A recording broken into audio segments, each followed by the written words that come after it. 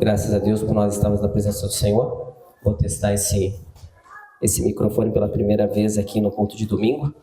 Ontem o Augusto já usou, mas eu vou fazer uso dele também. Que seja a bênção aqui para nós também. Meus irmãos, vamos dar então sequência então na nossa série de mensagem. Essa é a segunda mensagem da nossa série de Romanos, que então a gente vai dar prosseguimento nessa manhã.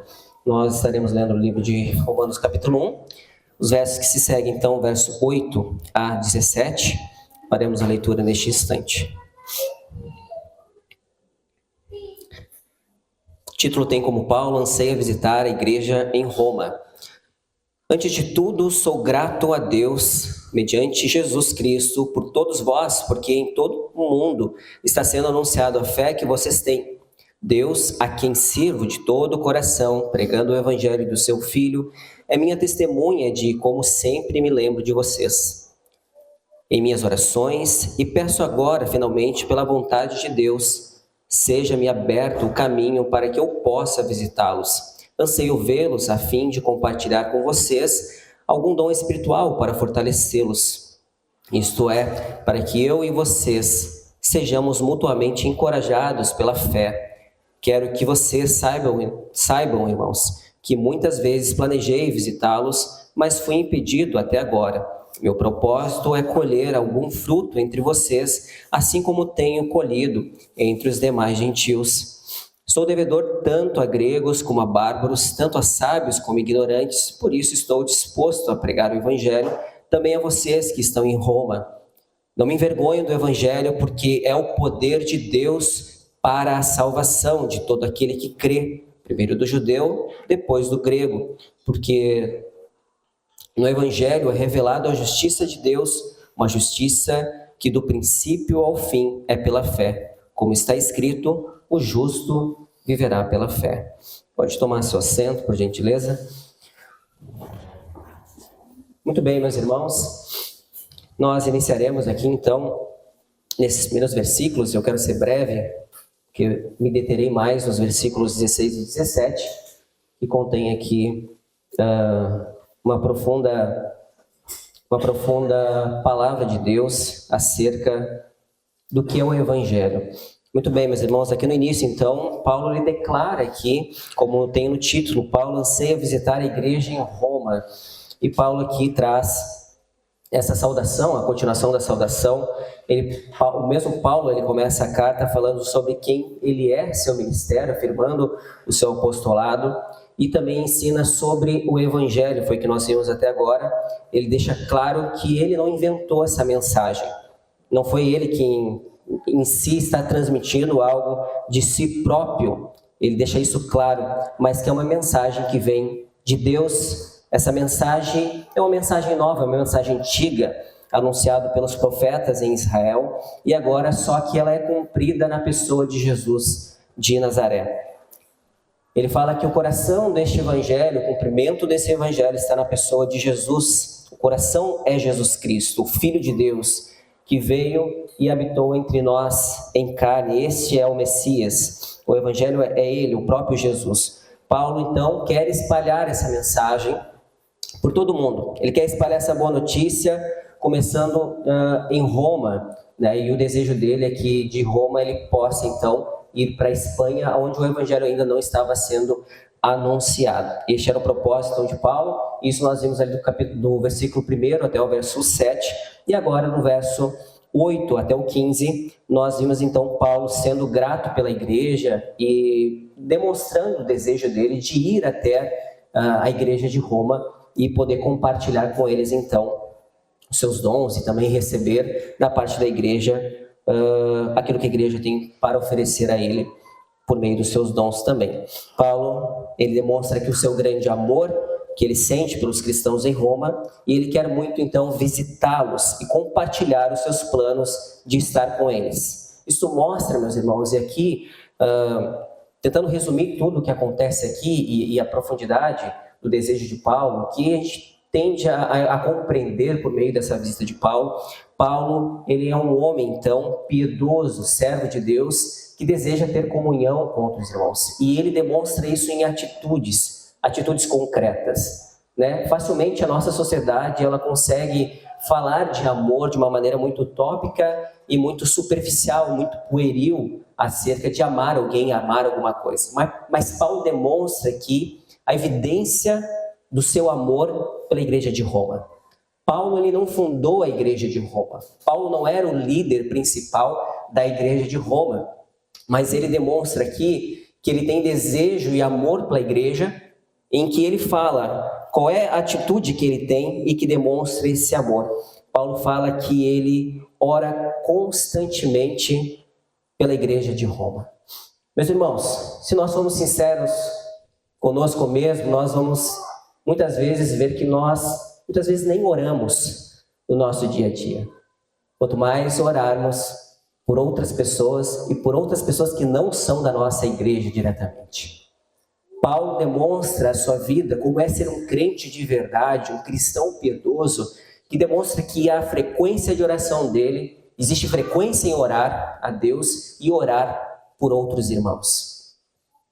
Paulo está demonstrando isso por meio de algo concreto, por meio da sua oração constante, do seu desejo também de ter comunhão com os irmãos, de comungar, de estar com eles. Isso é algo maravilhoso da parte de Paulo, demonstrando aqui o comprometimento que ele tinha com a igreja de Jesus, com a igreja de Roma, mesmo não conhecendo esses irmãos. Talvez poucas pessoas conheciam Paulo lá, mas a grande maioria dos cristãos de Roma não conhecia Paulo, e Paulo demonstrava o seu amor, porque ele orava constantemente, frequentemente pela igreja de Roma. Mas tem um detalhe importante que ele fala aqui antes de ele demonstrar essa vida piedosa de oração. Ele fala assim: eu dou graças a Deus.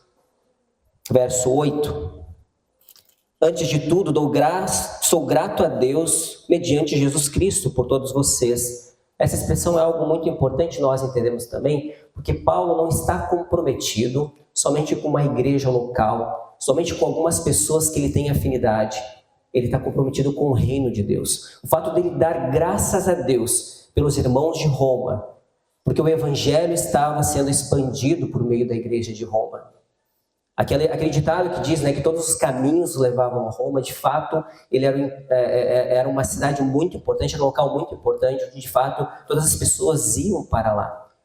E a igreja de Roma não estava inerte, ela não estava parada, ela estava agindo e pregando e demonstrando a sua fé por Cristo Jesus. E Paulo se alegra. Ele se alegra pelo fato de que aquela igreja estava se expandindo. Ele se alegra pelo fato de que o evangelho, o reino de Deus, estava expandindo. Que o nome de Deus estava sendo glorificado por meio daquela igreja. Então ele se une em oração a esta igreja, para que o nome de Deus seja cada vez mais espalhado e essa igreja cumpra então a sua missão.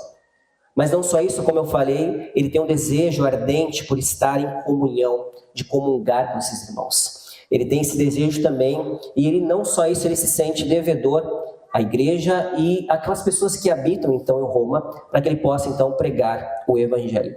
Então, meus irmãos, o meu objetivo aqui é expor, né, e aprender, meus irmãos, com o apóstolo Paulo, o que significa então ser um cristão verdadeiro. O que significa então estar comprometido com Deus, com a missão de Deus e com a igreja de Deus. Paulo ele abre aqui o seu coração falando essas coisas, mostrando, descortinando aqui justamente um coração de um homem temente a Deus, que ama as coisas de Deus, que ama a Deus sobre todas as coisas. E que o Espírito Santo, meus irmãos, nos capacite, nos encoraje, nos corrija, para que nós possamos ter este mesmo sentimento de Paulo. E não só o sentimento, mas a intensidade que ele demonstra pelo amor que ele tem pela obra do Senhor. Então ele demonstra essa gratidão, como eu falei aqui em primeiro lugar, pelos irmãos de Roma que disseminam a sua fé por todo mundo, que eles têm coragem em fazer isso e fazem com todo o coração. Nós sabemos que a igreja de Roma, como eu falei, ela é um centro propagador do evangelho, porque todos os caminhos, como eu falei, levavam até Roma, era um importante centro. E também agora nós podemos entender que Paulo, como eu falei, ele não fundou a igreja, mas ele demonstrava esse amor por ela e ele intercedia todos os dias por esses irmãos, frequentemente. Paulo também quer ter um relacionamento profundo, mas antes que ele tenha esse relacionamento profundo, ele demonstra que ele tem um relacionamento profundo com o próprio Deus. Ele tem intimidade com Deus. Paulo, ele revela então a sua relação pessoal com Deus através, como eu falei, da oração. Ele ora a Deus constantemente e ora pelos irmãos. Ele afirma isso a todo instante quando ele está orando então constantemente para a igreja. Ele mostra então essa expressão de relacionamento com a igreja porque ele tem este relacionamento com o próprio Deus.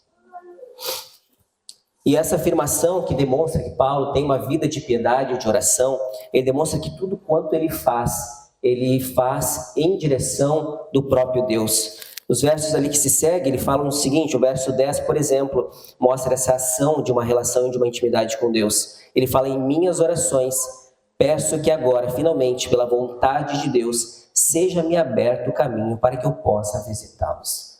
Paulo confiava na soberania de Deus. É normal que nós façamos planos, mesmo planos que condizem com o que Deus quer, que a gente anuncie o Evangelho, para que a gente se dedique à igreja, mas Paulo demonstra inteiramente a sua intimidade com Deus e tudo quanto ele faz diante da vontade de Deus. E ele fala justamente essas palavras, minha oração e peço que finalmente, pela vontade de Deus, eu possa sair então, que Ele abra os caminhos, que Ele abra as portas para que eu esteja com vocês, em comunhão com vocês. Paulo demonstra essa intimidade com Deus, essa vida piedosa que ele tinha. E ele tem um propósito. O propósito dele, o verso 10 ali, é o serviço a Deus através do Evangelho de Cristo. Poder ir lá compartilhar com os irmãos o seu ministério, o Evangelho que estaria sendo pregado ali naquela região. Ele deseja então ver a igreja de Roma, mas não só ver a igreja, mas ele deseja também, com os seus dons, com o seu apostolado, também anunciar o Evangelho e fortalecer a fé daqueles irmãos também. E note uma coisa importante, meus irmãos, Paulo, ele era o apóstolo de Cristo, um dos apóstolos mais importantes do Novo Testamento. A maioria das cartas são escritas por ele, e Pedro mesmo revela essa importância dele, da sua teologia, lá em 2 Pedro, capítulo 3, verso 15. Ele fala que Paulo escreve de uma maneira difícil de se entender, que ele tinha uma teologia mais robuscada, que ele era um bom teólogo. E Paulo não usa disso como soberba. Ele vai compartilhar a sua fé com os irmãos, mas ele também diz que ele, aqui no verso 11, por exemplo, ele anseia vê-los a fim de compartilhar com vocês algum dom espiritual para fortalecê-los. E no verso 12 ele fala, isto é, para que eu e você sejamos mutuamente, ou recíproco, sendo encorajados pela fé. Quero que você saiba, irmãos, que muitas vezes planejei visitá-los, mas fui impedido até agora. Então, Paulo, ele tem desejo de compartilhar a sua fé, mas ele entende também que ao compartilhar a sua fé, ele poderia também receber daquela igreja uma ministração. Isso demonstra a humildade de Paulo, a piedade de Paulo, no sentido de que, além de ele transmitir algo de Deus, sendo apóstolo de Cristo, ele também poderia receber daqueles irmãos o fortalecimento da sua fé também. Isso é tão importante nós entendermos, meus irmãos, que não há nenhum de nós que não tenha um dom sequer que não possa abençoar a vida de outro irmão. Não há nenhum de nós que não tenha um dom dado pela graça de Deus, que não possamos edificar o povo de Deus. Então Paulo ele demonstra, por mais que ele tenha uma estatura, por mais que ele tenha um conhecimento mais avantajado, ele vai lá sabendo que vai ser também fortalecido pela fé daqueles irmãos. Paulo nos deixa isso como um exemplo também importante. Então Paulo, meus irmãos, na sequência aqui então dos versos 13 a 15, Paulo ele tem um compromisso aqui missionário com esta igreja também, antes que ele vá para a Espanha, que é o objetivo final dele, pois lá o evangelho ainda não tinha sido pregado. Paulo ele se sente então um devedor do evangelho. Ele relata isso. Paulo ele se sente aqui um devedor pelo fato de que ele recebeu graciosamente este evangelho e ele deveria então anunciar e propagar também a igreja de Roma e até onde o Senhor levasse ele. Então ele tem este anseio por pregar o evangelho, não apenas ali, como eu falei, mas também por todo lugar que Deus estava o levando conforme a sua direção. E esse é o desafio que Paulo tem, então, de poder anunciar o evangelho àquela comunidade e aquele local onde ele está pregando. Meus irmãos, antes que eu vá então para o verso 16 e 17, onde vai ser o meu foco, e aqui resumidamente eu falei um pouco deste início, uma coisa importante, talvez uma aplicação que a gente possa pensar aqui, é justamente que Deus pode mudar a vida da pessoa mais difícil para que ela possa amar o povo de Deus. Você sabe que o contexto de Paulo, ele era um perseguidor da igreja. Ele era aquele que perseguiu o povo de Deus, que odiava o povo de Deus, que odiava Cristo, né? Tinha Cristo como um falso profeta. E aqui demonstra, meus irmãos, que Deus pode transformar, e isso nós vamos ver na sequência desses versículos, que o poder do Evangelho tem o poder de transformar a pessoa mais difícil, a mais pecadora, e torná-lo um apóstolo, torná-lo alguém que estaria comprometido em pregar o Evangelho. Quando em Atos, Paulo tem um encontro em Damasco com Jesus, ele fica cego, ele vai até a rua chamada direita, onde ele deveria ir. Ananias o cura por meio da graça de Deus, e Jesus fala para ele que ele devia saber o que era padecer pelo nome do Senhor Jesus. E Paulo aceita essa missão com o coração aberto e de forma intensa ele vai e prega o Evangelho. Então, meus irmãos, que a gente pode entender que este amor, que essa piedade, que tudo aquilo que Paulo era intensamente, nós sabemos que o poder do Evangelho faz com que essa pessoa seja transformada. Ele pode tirar o coração de pedra, colocar um coração de carne.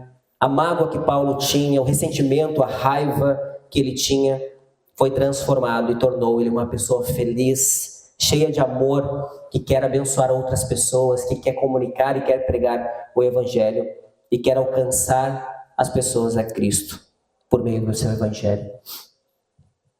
Muito bem, meus irmãos, versos 16 e 17, então, Paulo faz essa declaração: pois não me envergonho do Evangelho, porque é o poder de Deus para a salvação de todo aquele que crê, primeiro dos judeus e também do grego, visto que a justiça de Deus se revela no Evangelho, de fé em fé, como está escrito: o justo viverá pela fé. Podemos dizer, meus irmãos, que este versículo, basicamente, ele resume a carta de Romanos, e não só resume a carta, mas também é o resumo do Evangelho, é o resumo da mensagem do Evangelho. Foi lendo, meus irmãos, estes versículos 16 e 17, que Martinho Lutero, então, ele entendeu o caminho da salvação. É o que deu origem à reforma protestante no século XVI. Foi a maneira que ele entendeu a maneira que Deus salva, então, o pecador mediante a fé, ou seja, a justificação pela fé. E esses versículos influenciaram não só a reforma, mas a igreja ao longo dos séculos, fazendo com que ela solidificasse a sua doutrina. A própria reforma, esse contexto, a base, dos 5 solas, somente a fé, somente a graça, somente Cristo, está aqui nesses versículos. Por isso que esses versículos eles são tão importantes e eles resumem, então, o Evangelho de Cristo. Que nós somos salvos, então, mediante a fé. E como eu falei aqui no final dos versículos, demonstrando que Deus salvou Paulo, e este é o contexto que Paulo vai pregar, e aí quando a gente pode entender melhor o poder do Evangelho na vida de Paulo. Então, em um contexto melhor aqui, Paulo ele era um perseguidor e ele foi transformado pelo poder do Evangelho. Ele era um perseguidor do cristianismo. Paulo ele se torna, então, agora um pregador do Evangelho. Paulo ele era um judeu que perseguia, então, os seguidores de Jesus. Ele via Jesus como um falso profeta e os cristãos, então, eram uma ameaça, à fé judaica. Ele participou ativamente, então, da perseguição de muitos cristãos, torturou e estava, inclusive, envolvido na morte de Estevão. Mas foi em Damasco, como eu comentei e mencionei anteriormente, que ele teve essa transformação, essa experiência com o próprio Jesus. Ele encontrou Jesus de uma maneira que mudou completamente a sua fé, mudou completamente a sua compreensão da religião. E essa transformação, meus irmãos, ela ressalta então a força dessa declaração. Ele fala: eu não me envergonho do Evangelho, porque ele é o poder de Deus para a salvação. Se torna ainda mais, essa declaração se torna ainda mais forte, porque Paulo experimentou ele experimentou o poder dessa salvação, que fez com que ele, então, agora fosse um discípulo, e não alguém qualquer que recebeu uma salvação, mas alguém que propagava esta salvação. E o que isso implica, então, o poder do Evangelho, o que ele se implica nessa declaração que ele não se envergonha do Evangelho, que ele é o poder de Deus. Paulo afirma que ele não tem mais vergonha do Evangelho, e a primeira afirmação é que é poderosa, considerando o seu passado como perseguidor, como eu mencionei. Em segundo lugar, a mudança radical da vida de Paulo demonstra o poder transformador na fé em Jesus.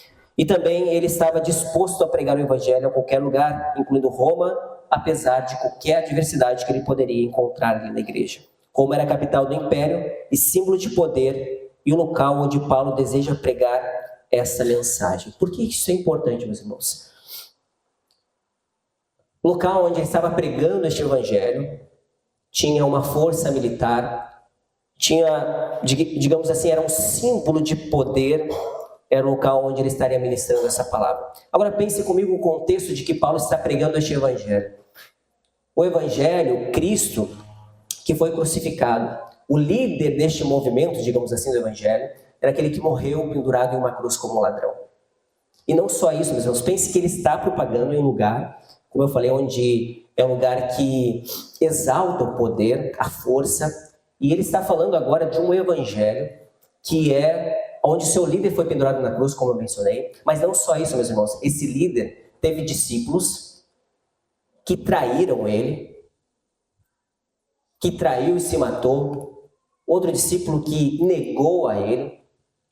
Pense como é anunciar em um local desse a mensagem do Evangelho, tendo o contexto de que o Evangelho tem este líder e esses discípulos que o traíram. Seria vergonhoso pensar que o seu líder, que o Evangelho que você propaga, basicamente é falido pelo fato de que o próprio líder deste movimento foi crucificado e morto como um ladrão. Seu povo o rejeitou. E Paulo diz que eu não me envergonho deste evangelho, porque ele é o poder de Deus para a salvação. Ele fala que na fraqueza deste líder, desse Messias, é onde o poder de Deus se revela para salvar o pecador. Ao contrário, meus irmãos, do que os humanos poderiam pensar de força, o evangelho, na fraqueza de Jesus, é a manifestação, então, do poder de Deus para salvar o pecador. Agora, antes que nós entendamos ainda essa afirmação de Paulo, é importante entender, meus irmãos, exatamente o contexto de que Paulo fala, que essa afirmação que ele faz, que é o poder de Deus para salvar, para a salvação, Paulo, então, ele pressupõe que a humanidade, que os bárbaros, que os gregos, que os judeus, inclusive, eles estavam, então, perdidos, eles estavam em pecado. Para Paulo declarar, ele afirma, então, que a humanidade, ele pressupõe, né, ele inclui que ele presume, então, que a humanidade está perdida. Até porque se a humanidade estivesse salva, por que, então, ela deveria ter um Salvador?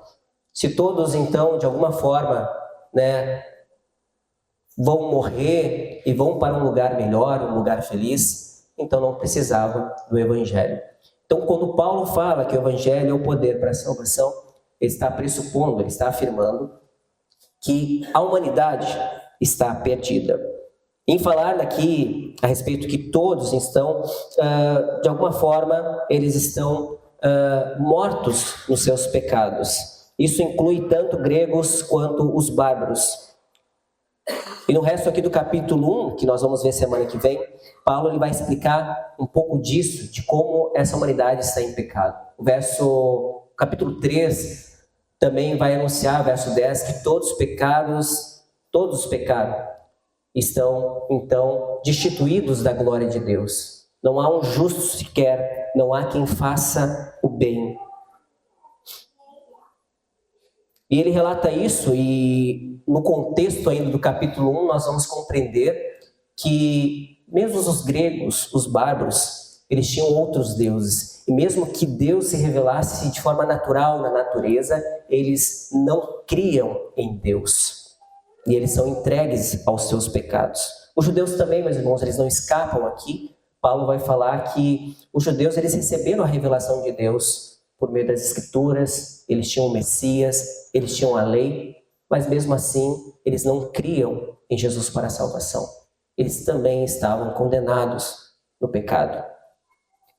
Paulo quer ir à Espanha porque ele entende que lá o Evangelho não estava sendo pregado e eles precisavam ser salvos pelo Evangelho. Então, há uma declaração aqui no livro de Romanos, e nós compreendemos que então todos pecaram sem exceção. Toda a humanidade está debaixo do pecado. E é por isso que ele diz que o Evangelho, então, é o poder de Deus para salvar todo aquele que nele crê. Porque todos, então, pecaram e destituídos estão da glória de Deus. Então, a humanidade está em pecado na sua totalidade. Ela precisa, então, de salvação. E o Evangelho, então, é a resposta para essa necessidade universal. A salvação é necessária para resgatar, então, a humanidade, meus irmãos, da ira de Deus e da condenação eterna. Em resumo, Paulo afirma que o Evangelho, ele é, então, vital, porque a humanidade está perdida e precisa desesperadamente da salvação, que só Deus pode dar, que só Deus pode proporcionar. A condenação abrange todos, independente da sua raça, da sua cultura, da sua idade. Todos rejeitaram a Deus e estão caminhando para a ira divina. Não há quem possa se salvar. Toda a humanidade está perdida, ela necessita de salvação, seja gregos, bárbaros, todos eles estão em seus pecados e em sua idolatria.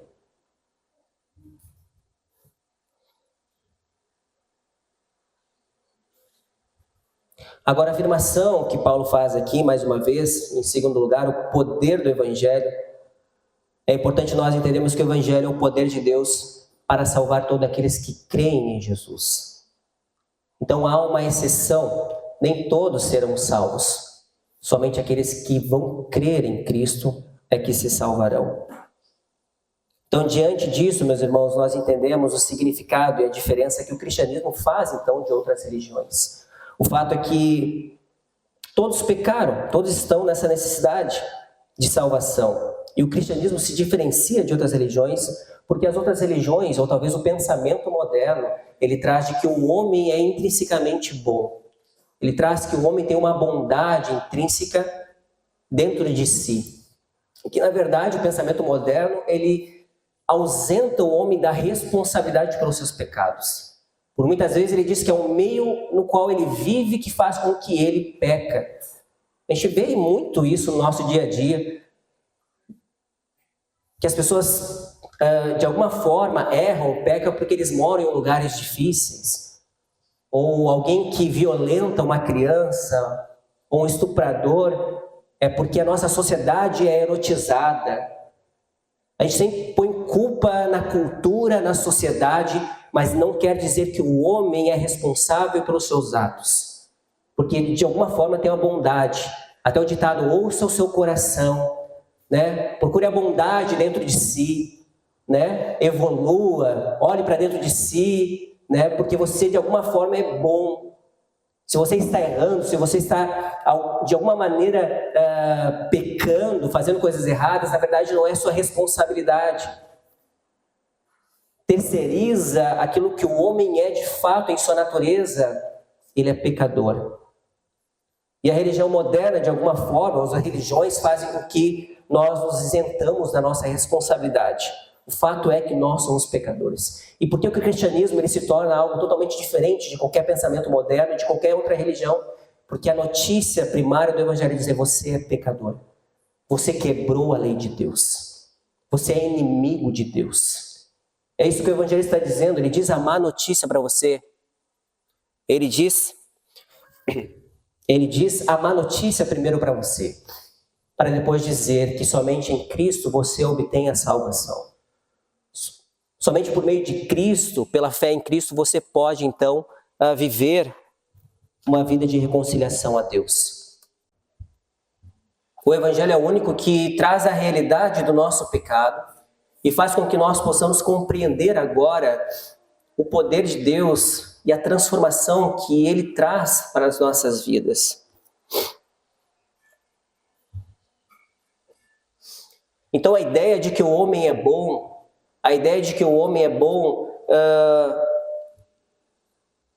e exalta a bondade do homem e seus méritos, aquilo que ele pode fazer e buscar sem Deus, demonstra ainda mais a natureza pecaminosa daquele que não quer depender, daquele que é inimigo de Deus, daquele que não depende da sua graça para que ele possa então obter a salvação, porque ele pode evoluir por si próprio. Ele pode viver uma vida distante de Deus, assim como no Jardim do Éden. Eles não dependem de Deus, ele depende da sua própria vida, da sua própria força. Isso só demonstra e só deixa claro o pecado que há de rebelião dentro do coração humano. Mas há uma notícia grande e poderosa por meio do Evangelho. Após dar essa notícia de que somos pecadores e que quebramos a lei de Deus, e que Deus é poderoso para nos deixar no inferno eternamente, ele diz que o Evangelho tem poder. Ele declara que o Evangelho é o poder de Deus para salvar aquele que crê. Deus salva pecadores através deste Evangelho. O pior pecador, assim como Saulo de Tarso, se tornou Paulo, pregador do Evangelho. Jesus Cristo, ele foi enviado por Deus, meus irmãos. Nasceu como um homem, como um de nós, e compartilhou a nossa natureza. Na cruz, Jesus suportou o castigo que nós merecíamos como pecadores. Ele fez isso para que pudéssemos então ser salvos da ira de Deus e sermos reconciliados com Deus novamente. Que evangelho poderoso, meus irmãos. Que alegria é ouvir que Jesus morreu e nos reconciliou com Deus. Este é o evangelho que tem poder, meus irmãos. A definição aqui da palavra, poder, ou seja, dinamis em grego, onde deriva a dinamite. Ela tem este poder, sugere a força transformadora do evangelho. Ela quebra o pecador, ela destrói o pecador e faz agora ele de um filho de Deus. Este é o poder do evangelho. Agora, é importante entender, meus irmãos, que o poder da salvação deste evangelho, ele não é só de nos livrar da condenação do inferno. Não é somente da condenação do inferno que o evangelho nos salva. Ele nos salva também e nos liberta da culpa, da condenação do pecado. A palavra de Deus diz que nós temos paz com Deus, porque nós éramos inimigos dele. Ativamente nós pecamos contra Deus. O fato é que nós achamos que nós somos muito bons, e só o fato de nós não fazermos coisas muito ruins, é porque na verdade nós não somos tão ruins assim. Mas o fato é que o homem, ele não só peca passivamente pelo seu estado de pecado, mas ele peca ativamente contra o Criador. Ele peca ativamente, ele se rebela ativamente contra o Criador. Ele mostra toda a sua desobediência contra aquele que o criou. Por isso que não há bondade, não há nenhum resquício de bondade no coração humano. Então, meus irmãos, o poder do Evangelho nos liberta da culpa e da condenação no pecado. Nós não nos sentimos mais culpados, agora nós temos paz com o Criador, com Deus Criador. Não nos sentimos mais condenados, assim como Romanos 8, Paulo fala, já não há mais nenhuma condenação para aqueles que estão em Cristo Jesus. Este é o Evangelho. Pense que por muitas vezes no nosso dia a dia, talvez você, nenhum de nós aqui, já não tenha acontecido, provavelmente não tenha acontecido isso, mas você pecou ou recorreu em algum pecado que você se sentiu um inútil, você se sentiu alguém que não merecia Deus. Talvez você até disse a Deus, Deus não vai me perdoar por isso. Meus irmãos, o poder do Evangelho faz com que mesmo sentindo-nos culpados pelo pior pecado, o Evangelho tem o poder de transformar a nossa culpa, de nos dar paz com aquele que nós ofendemos. Meus irmãos, isso é maravilhoso. Pense que, meus irmãos, muitos de nós até mesmo não entendemos que essa graça é algo fantástico pelo fato de que, mesmo culpados, Deus, pelo seu Espírito, nos dá graça de sentir paz novamente com Ele. Aleluia! Mas Ele também, meus irmãos, Ele nos salva e nos liberta da escravidão do pecado e do poder de Satanás. O Evangelho liberta o homem do poder de Satanás e da escravidão do pecado. Isso é glorioso, meus irmãos, porque muitos de nós pecamos diariamente. E agora o Evangelho diz que o poder do pecado não pode mais nos escravizar. Nós já podemos viver uma vida de fidelidade aos nossos amigos, à nossa esposa. Nós podemos orar, nós podemos vencer as tentações, nós podemos lutar contra o pecado, porque Deus nos libertou pelo poder do Evangelho e podemos viver uma vida em dedicação, obediência e santidade, porque já não somos mais escravos do pecado. Aleluia! Isso é glorioso, meus irmãos. O ímpio não pode, com as suas próprias forças, vencer o seu pecado, mas nós podemos, pela graça, o poder do Evangelho. Você pode ser fiel à sua esposa, você pode ser fiel ao seu esposo, você pode ser fiel aos seus amigos, aos seus irmãos, você pode andar em obediência e amar a obediência. Você pode meditar na lei do Senhor e ter prazer na lei do Senhor. Este é o poder do Evangelho que faz isso na sua vida. Aleluia! Aleluia! Louvado seja Deus! Mas não só isso, meus irmãos, isso é glorioso. Deus nos salva, nos liberta da presença do pecado. Um dia o nosso Redentor virá e nos levará eternamente com Ele, e nunca mais pecado vai existir. O pecado será extinto e nós viveremos eternamente com Deus. Este é o poder do Evangelho, que transforma pecadores e põe a presença de Deus para viver eternamente santos, justos. Aleluia! Este é o poder do Evangelho. Ele é uma salvação completa. É algo pleno que Deus nos traz por meio do Evangelho. E aqui uma quarta afirmação do Evangelho como o poder de Deus. Podemos considerar que o Evangelho como sendo poderoso. Entendemos que o cristianismo não se resume em práticas formais, como ir à igreja todo domingo, como ofertar, dar o dízimo, como participar das atividades. O Evangelho, meus irmãos, é uma experiência que nós temos com Deus. O Evangelho não é algo formal, que eu venho todo domingo, e não que isso seja ruim, isso é algo maravilhoso, mas o Evangelho é algo que nós provamos, que nós experimentamos o poder do Evangelho. Não basta só vir, não basta só fazer parte das atividades da igreja, não basta eu cantar no coral, ou ser músico da igreja, eu preciso provar o poder do Evangelho. Eu preciso sentir o quanto o Evangelho está me transformando dia após dia, que essa mensagem está sendo verdadeira em minha vida, eu estou vivendo para a glória daquele que me salvou.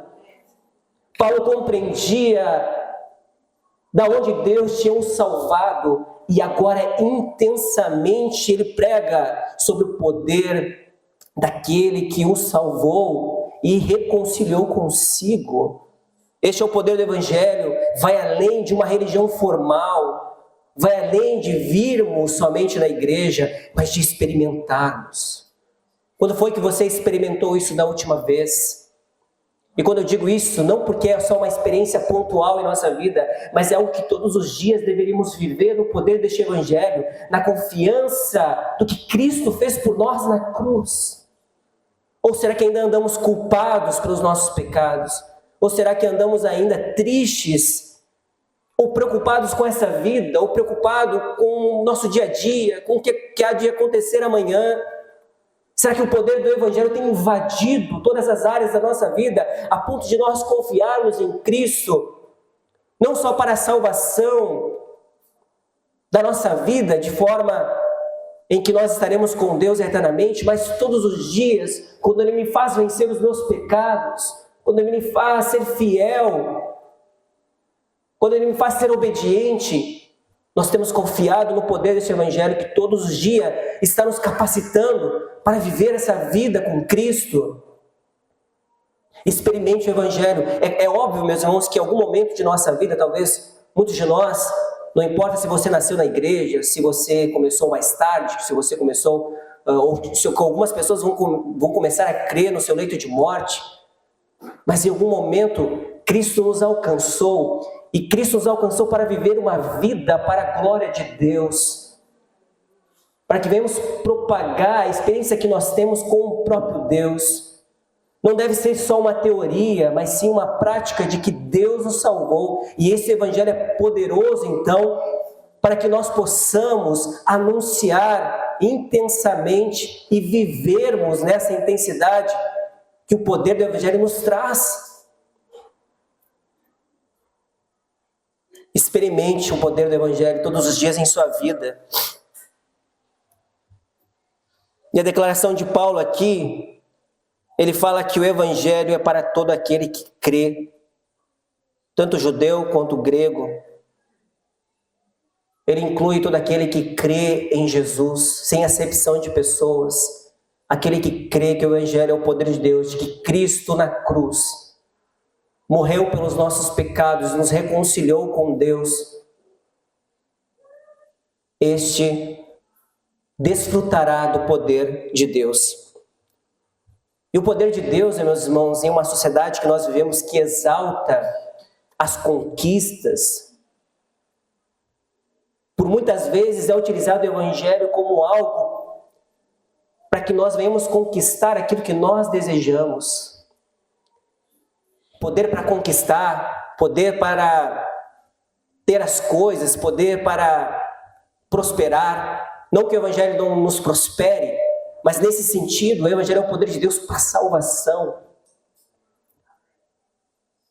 E às vezes exaltamos o Evangelho de uma forma para conquistar coisas que nós queremos e não compreende o poder deste Evangelho para viver uma vida com Deus. Mas nos versículos que se seguem, nós entendemos que o Evangelho, então, meus irmãos, e crer, não basta só acreditar que o Evangelho é o poder de Deus, de que Cristo morreu na cruz. Não basta só acreditar, muitos acreditam, o diabo acredita que isso é verdade. Mas crer é entregar a nossa vida a Cristo, é confiar nele para a nossa salvação. É poder entregar tudo que há em nós.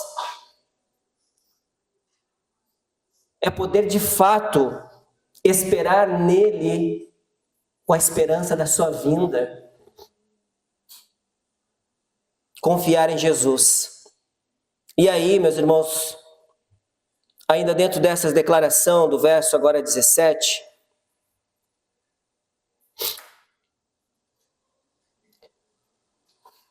porque o Evangelho é a revelação da justiça de Deus, uma justiça que do princípio ao fim é pela fé. Como está escrito, o justo viverá pela fé.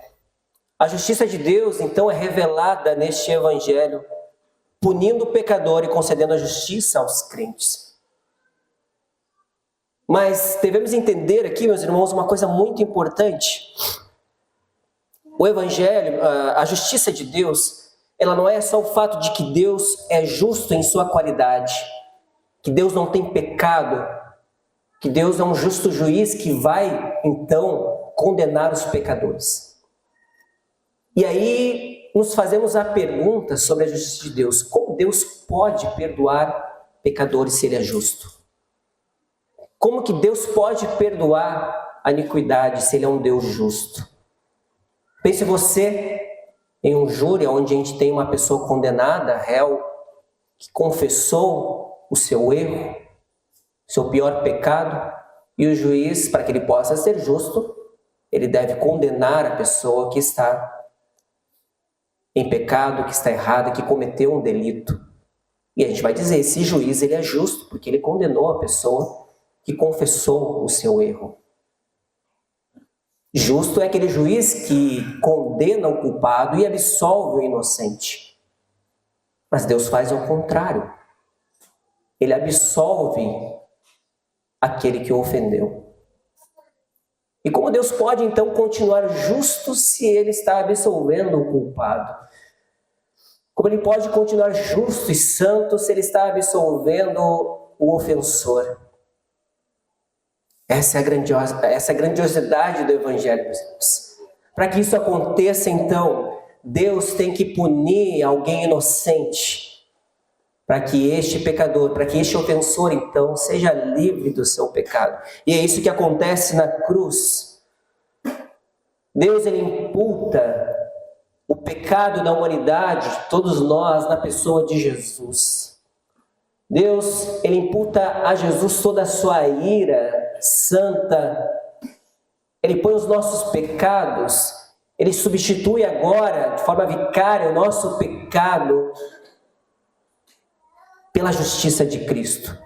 Agora o nosso pecado é imputado a Cristo e a justiça de Cristo é imputado a nós. Pense bem no que nós estamos refletindo aqui nessa manhã.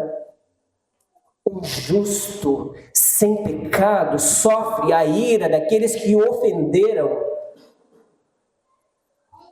Um justo que não merecia, um justo que não tinha pecado algum, agora sofre a ofensa daqueles que ofenderam o Criador, daqueles que se rebelaram e desobedeceram ao Deus Criador.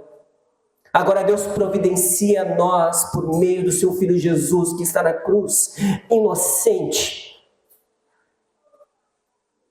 Ele imputa a Jesus todos os nossos pecados, todas as nossas ofensas. E agora a justiça de Cristo, ela está imputada a nós. Jesus, como cabeça federal, nos representa agora, e agora nós somos transformados pela justiça de Cristo, para que nós devemos estar reconciliados com Deus. E essa é a boa notícia do Evangelho. Por meio da justiça de Cristo, agora nós temos paz com Deus e estamos reconciliados com Ele para vivermos eternamente na sua gloriosa presença. E essa justiça, meus irmãos, ela nos dá mediante uma graça que Deus nos dá, é pela fé. A justiça é de fé em fé, indicando que pela fé, do início ao fim, nós podemos viver na presença de um Deus santo, justo e bom. Aleluia, louvado seja Deus. Deus permite que, pelo meio do sacrifício do seu Filho, nós agora podemos andar por fé, do início ao fim, até o fim, crendo e confiando em Jesus. Nós podemos viver na presença do Deus Criador. Paulo está explicando que a justiça diante de Deus vem pela fé. Essa fé não é algo que nós conseguimos sozinhos, não é pelo nosso mérito, não é pelos nossos esforços, mas é um presente que Deus nos dá. Aleluia! Deus nos dá este presente. E ele encerra esta mensagem, ele encerra então este versículo citando Abacuque no Antigo Testamento. Ele fala e encerra então o versículo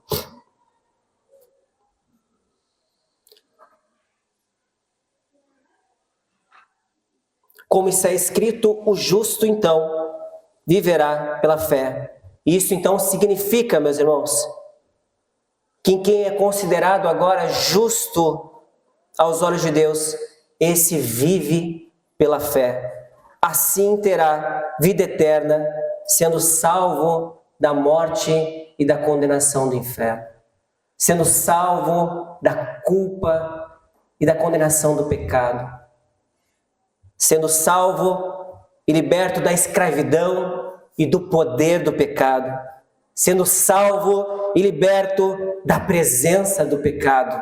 Louvado seja Deus! É isso que o Evangelho é em nossas vidas, e é isso que demonstra o poder do Evangelho para todos aqueles que creem em Jesus. Concluindo, meus irmãos, e fazendo a aplicação, quais as verdades que nós podemos extrair dessa mensagem de Paulo, poderosa, que transforma o pecador? Em primeiro lugar, queria compartilhar com vocês que existe salvação para todo que nele crê. Talvez se tem alguém aqui que ainda não conhece o Evangelho, ou que conhece o Evangelho e não profundamente o poder deste Evangelho, há salvação para aquele que crê no Senhor Jesus e confia nele. Aleluia! Que mensagem maravilhosa! Há salvação para aquele que crê, para aquele que confia na pessoa de Jesus que morreu na cruz. Por isso que Paulo podia dizer: não me envergonhe deste Evangelho, porque é poderoso para transformar a vida dos pecadores, do pior pecador. Ele tem este poder. Meus irmãos, milagres, ressurreição de mortos, dar vista aos cegos, isso é fichinha perto do poder que o Evangelho tem de salvar os pecadores. É fichinha. Deus salva o pior pecador, o pior ofensor, aquele que nós não podemos nem imaginar. O poder do Evangelho transforma, assim como fez com Saulo de Tarso. Creia em Jesus para salvar a sua vida. Porque por meio da cruz de Cristo, Deus reconcilia-se conosco mediante a fé. Creia nisso. Em segundo lugar, meus irmãos, aqui eu falo para todos nós que viemos nos domingos, todos os domingos, que vamos nos PGs. Não ouça só a pregação, não ouça só o sermão. Viva intensamente o poder deste Evangelho. Não venha somente bater cartão na igreja. Não venha se convencer que o fato de você estar vindo frequentemente na igreja demonstra que você vive uma vida com Jesus. Muitos de nós vivemos apáticos, infrutíferos, desanimados, sem perceber que nós deixamos de crer no poder do Evangelho, que está a todo momento nos reconciliando com Deus.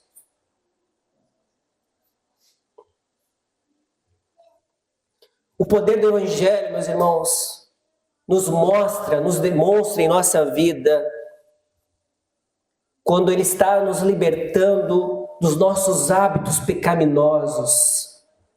Experimente isso. O poder do Evangelho deve, a cada instante, a cada momento, estar agindo em nossas vidas e transformando as nossas vidas para a glória de Deus. Libertando-nos da teimosia, nos libertando da desobediência, da infidelidade, da imoralidade. O poder do Evangelho está a todo momento nos libertando desses vícios, desses pecados, para que venhamos viver uma vida piedosa e de comunhão com o nosso Criador, nos alegrando em Sua palavra, em Seus mandamentos, nos trazendo mais fervor e mais intensidade para o servir, para servir a sua igreja, para proclamar o Evangelho de Cristo. Mas quantos de nós estamos desanimados com as nossas próprias vidas, que não temos nem tempo para então falar do poder deste Evangelho, porque ele é algo que não está concreto em nossa vida, não é algo que eu estou experimentando ou vivenciando todos os dias da minha vida, mas é algo que está simplesmente distante. Não tenho desejo de orar, não tenho desejo de ler a palavra de Deus, de meditar. Meus irmãos, experimente o poder do Evangelho. Experimente a graça de que o Evangelho nos transforma todos os dias para vivermos na presença do nosso Deus. E em terceiro lugar, e último, meus irmãos, não tenham vergonha do Evangelho. Não tenham vergonha do Evangelho, porque ele é o poder de Deus. Aleluia. Meus irmãos, o Evangelho, meus irmãos, ele é uma fera que está em uma jaula, somente abra a jaula, que ele tem poder para transformar, meus irmãos, qualquer situação. Não importa a adversidade, não importa o ambiente hostil que você possa estar, o Evangelho é poderoso. O Evangelho é poderoso, meus irmãos. Ele liberta o pecador e transforma as vidas. Paulo estava comprometido de forma missionária com o espírito daquele que é o maior missionário, o próprio Jesus, a ir até a Espanha, porque ele sabia que o Evangelho era poderoso para transformar a vida daquelas pessoas que também estavam na Espanha e que não tinham ouvido o Evangelho. Aleluia! Talvez você não saiba pregar, meus irmãos, item por item sobre o Evangelho, mas convide alguém para vir à igreja, dê um folheto, fala que Jesus perdoa pecadores que se entregam a Ele e confiam nele. Diga para alguém conhecido olhar as nossas pregações no YouTube, não sei. Mas pense que o Evangelho é quem tem poder para transformar a vida dos pecadores. Não tenha vergonha. O Evangelho é o poder de Deus para salvar o pecador. Faça isso com a certeza de que Cristo estará com você. E Ele, sim, pode transformar e salvar todo aquele que crer nele. Bem, vamos orar? Louvado seja Deus. Deus Santo e Pai Eterno, graças te damos. Deus Criador, Deus Redentor, Deus Consolador. A ti rendemos graças pelo poder, Pai, do teu Evangelho que nos alcançou e nos fez novas criaturas, reconciliando-nos contigo, ó Deus. Ah, Senhor, que graça maravilhosa, Senhor. Sabemos, Pai, que mediante a fé, na confiança que temos em Jesus, podemos, Pai, andar de fé em fé até o fim, Senhor. Crendo que o Senhor nos deu a graça de estarmos em Tua presença. E não só a graça, Pai, de sermos salvos do pecado e da condenação, mas também, Senhor, da culpa, também, Senhor, do poder do pecado, e também, Senhor, da presença do pecado. Ó Deus, o Senhor permite com que nós possamos agora amar a obediência, amar a Tua palavra. Ó Deus, o Senhor nos ajuda todos os dias para que venhamos vencer os nossos hábitos pecaminosos, para que venhamos vencer, Senhor, tudo aquilo que nos afasta de Ti. Pai, graças te damos pelo poder que há no Teu Evangelho, que nos faz estar em Tua presença, alegres, felizes, Senhor, regozijamos, Pai, da Tua presença e na alegria da Tua salvação. Rendemos graças a Ti, em nome do Teu Filho Jesus, que vive e que reina contigo, um só Deus, com o Espírito Santo.